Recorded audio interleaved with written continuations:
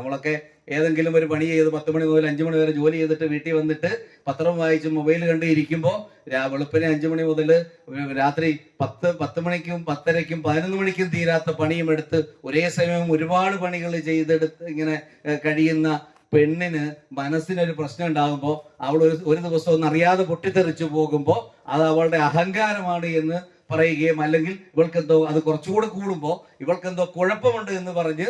കൗൺസിലറെയോ പിന്നെ സൈക്കാട്രിസ്റ്റിന്റെ അടുത്തേക്ക് കൊണ്ടുപോകുന്ന നമ്മുടെ സമീപനത്തിന് പകരം അവളെ ഒന്ന് ചേർത്ത് പിടിക്കുന്ന ഒരു കുടുംബനാഥനായി നമ്മൾ മാറുകയാണെങ്കിൽ, അല്ലെങ്കിൽ പിന്നെ സാമ്പത്തിക പ്രയാസങ്ങളിൽപ്പെട്ടോ അല്ലെങ്കിൽ ഏതെങ്കിലുമൊക്കെ സാമൂഹിക പ്രശ്നങ്ങളുടെ ഭാഗമായോ ഒക്കെ പ്രശ്നങ്ങളും പ്രതിസന്ധികളുമായി ഇങ്ങനെ നടക്കുന്ന